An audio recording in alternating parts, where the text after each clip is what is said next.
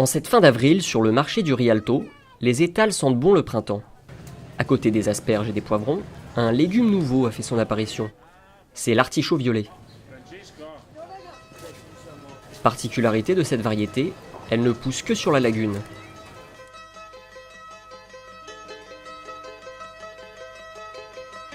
À quelques kilomètres de la cité des Doges sur l'île de Sant'Erasmo, appelée aussi le potager de Venise.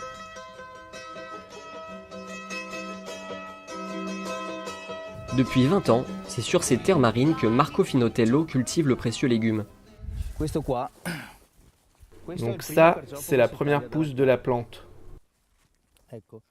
Connu aussi sous le nom de carciofi, l'artichaut violet de Sant'Erasmo ne fait que quelques centimètres, pourtant, il vaut de l'or.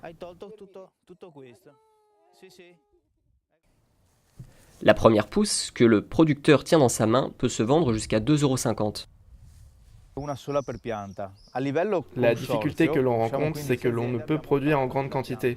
Il n'y a que 80 000 plantes à Sant'Erasmo, ce qui ne fait que 80 000 artichauts. On peut dire qu'il y a un artichaut par Vénitien. Une plante rare, qui doit ses saveurs à sa proximité avec la mer et à ses méthodes de cultivation ancestrales.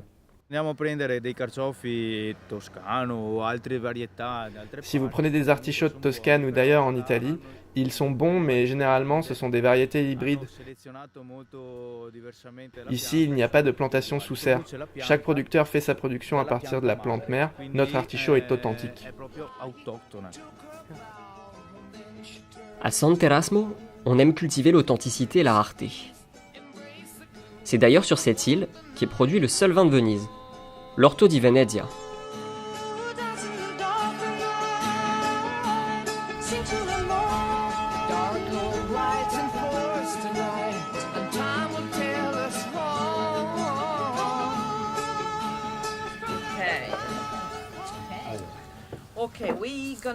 En l'absence du maître des lieux Michel Toulouse, un Français à l'origine de ce pari fou, c'est Pamela qui assure la visite du domaine.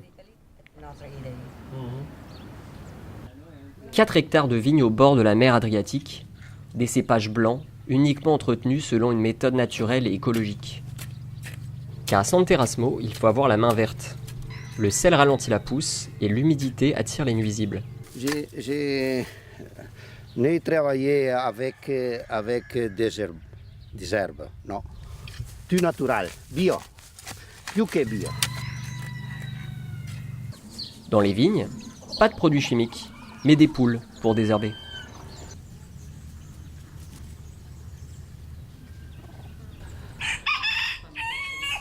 Et ce ne sont pas les seules originalités de ce domaine. Ici, pas de cave pour vieillir le vin. Une partie des bouteilles repose dans ce petit entrepôt, mais pour les magnums, il a fallu trouver une solution. Nous avons un fondeur, un petit bateau typiquement vénitien qui s'appelle Sandalo. Et dans l'intérieur des bateaux, nous posons les bouteilles Magnum. Parce que c'est une cave naturelle parfaite. Pas d'oxygène, pas de lumière et pas de temps différents de températures entre l'été et l'hiver. Dans cette cave sous-marine, les bouteilles vont rester entre 9 et 10 mois. Un procédé plutôt atypique qui a de quoi étonner. C'est d'ailleurs ce qui a attiré ce couple de Brésiliens, visiblement conquis.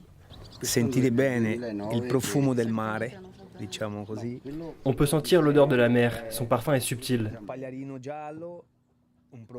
En bouche, il y a un goût très doux, sans aucune agressivité. Un parfum doux et un arôme finement salé. L'Orto di Venezia a su également ravir les palais des chefs des restaurants les plus prestigieux au monde. Un vin unique, semblable à l'environnement qui l'entoure.